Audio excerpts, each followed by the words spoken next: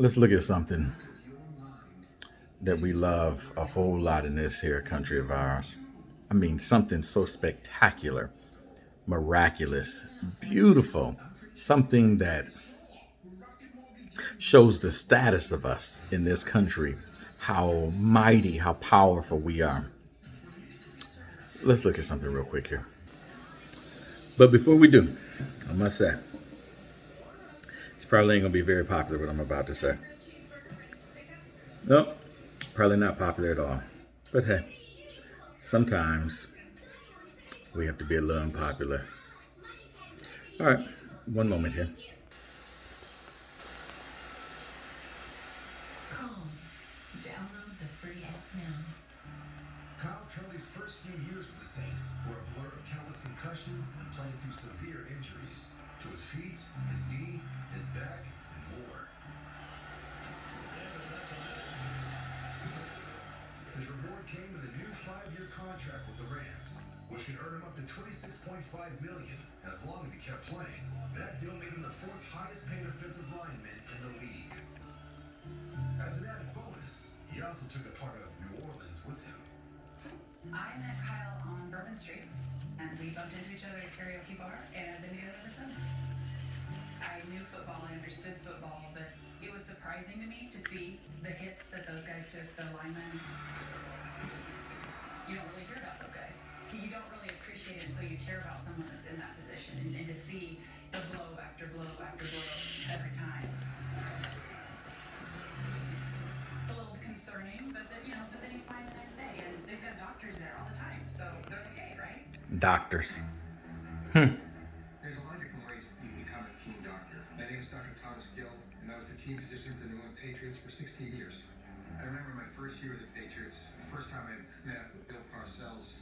Obviously you'd heard a lot about Bill, this larger-than-life figure. I introduced myself. He said, "Hey, Doc, yeah, nice to meet you. Let's get one thing straight. I don't like doctors. Let's get a second thing straight. I never want one of our guys missing a game because of a hand injury or foot injury. Got it? Got it. Let's go." That attitude is a coach's not so subtle way to influence Hippocratic, hypocritical, some kind of oath they took. her player can keep playing.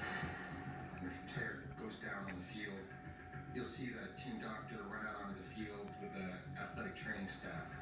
You'll assess players, see if they're injured, apply treatments. Assess or ass players. The dynamic of the team Yeah, you know. used to be, whatever you do, get that guy on the field. Give him that pill. Put that needle in his knee. Numb him up. Get him out there. A team doctor was in many ways just a mechanic. Fix my muffler so I can take it out on the road again. You were shamed as a player. For years, if you would go outside the team doctor, you don't need to go anywhere other than the team doctor. The team doctor knows what's best for you. The team doctor knows what's best for the team. Do we really need to see much more? And I get it. Some of you looking at this thinking, dude must be soft, blah, blah, blah. Maybe I am. I played football. I wrestled. I boxed a little bit in the military, martial arts. I've done security. I've done the macho stuff. I've trained a few NFL players, multiple NBA players, some track and field professionals.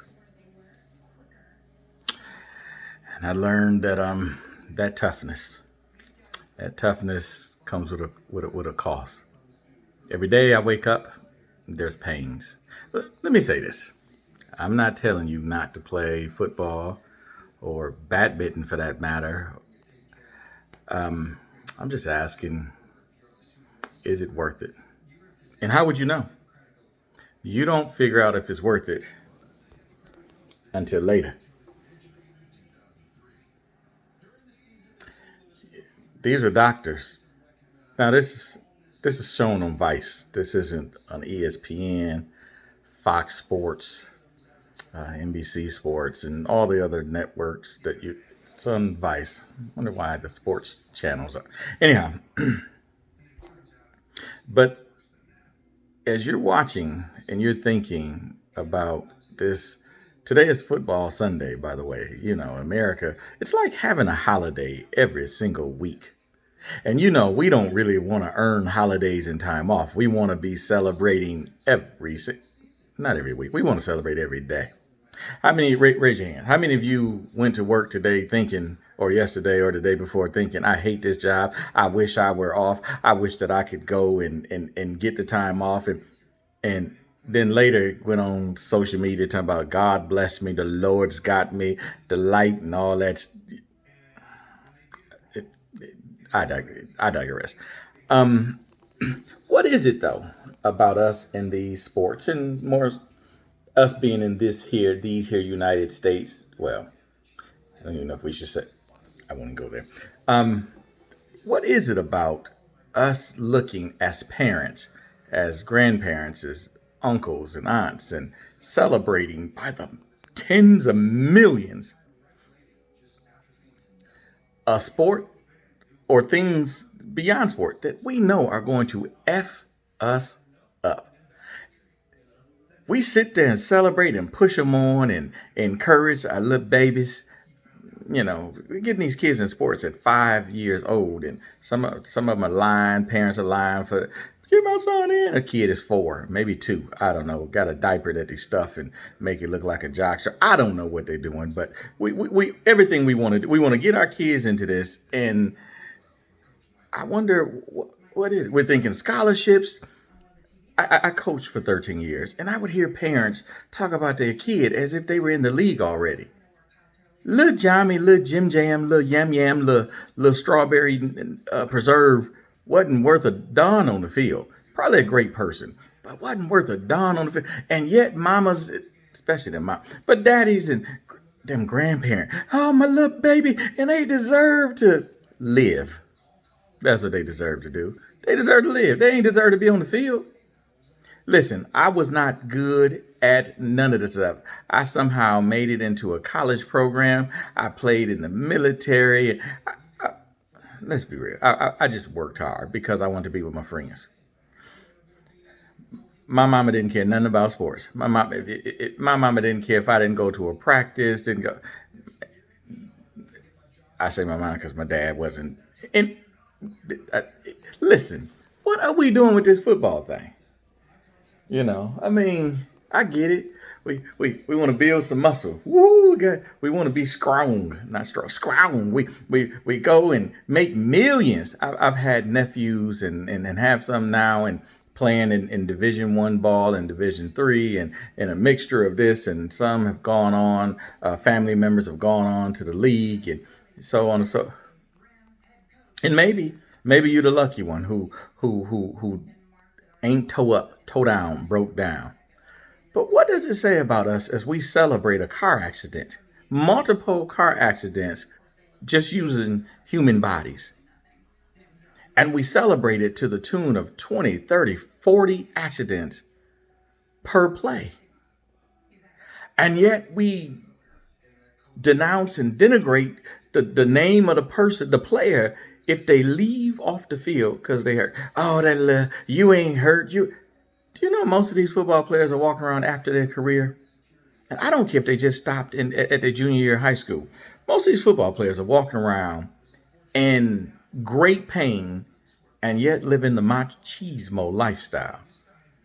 Smiling in your face, telling you how great life is. But they don't want to tell you how their bodies are hurting, how terrible life is day to day. You got to pay for everything. You pay for riches, you pay for success, and you got to pay for pain.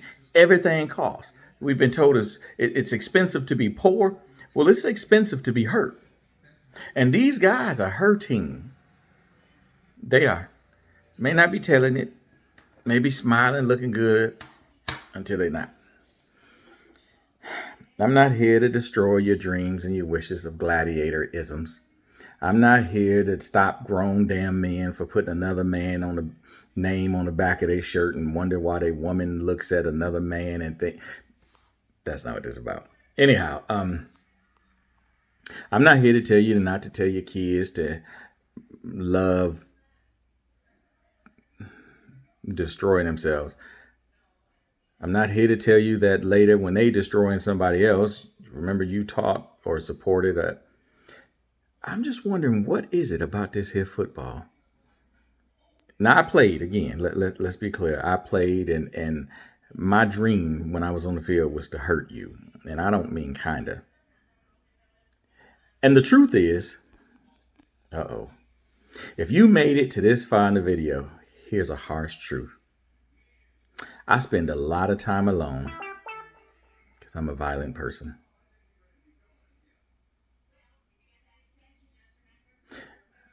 There's so many people who know me who say, you not, he wouldn't hurt a fly. Those who've been on the road with me and in entertainment know that I will hurt a fly. Those who've seen me pull some people out of cars or punch through windows, and I've just been good at hiding it. Well, kind of. I've been fortunate that I'm able to walk around and free, relatively speaking. The body is not free, the pains and all that, and I wasn't even that good. I wasn't that good a player.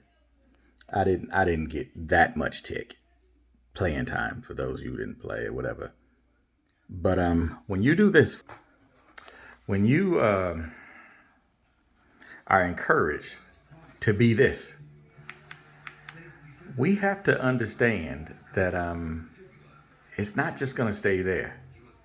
And so when you're celebrating and supporting or participating, when all our big sponsors, I'm in Florida, a lot of damn bugs in Florida. I mean, they just everywhere. Just saw, there's a gator in how's there gator signs at the resort? Anyhow, there bugs everywhere. Do you hear me? But when you're celebrating this, when we're looking, because the person's doing it, the players, we can't trust them. They don't know. They're sitting there thinking, I just got to get back out there. They're machismo, the cockiness. Like I said, I only played football because of my friends. I didn't know a damn thing about football. I had played in middle school, high school, in the military. And by the time I got to college, I realized how little to nothing I knew about football. But I kept doing it. Mentally, I wasn't there. I didn't know what the hell I was doing, why I was doing it. But yeah, people, if you're going to supporting this video is about one question. Are you violent too? Do you love violence secretly? And I'm not just asking the men. You send in kids and 20 something and under. You send them out there with doctors who don't give two shits about what they're talking about, what they're doing, because the doctors have to listen to the coaches. And be clear, that doesn't just happen at the collegiate and the NFL. Well, hell, the collegiate level is professional, but at the NFL level or NFL Europe or Canadian football, that's happening in your high school. It's high school. So I'm just wondering, because I know what happens up here for me. I know what happens up there for me. I know what's happened with some people that I've been very close to who've had some long careers, and I understand that most of them, let's count those super good players, because that's what most of you think it's got to be, those superstars only.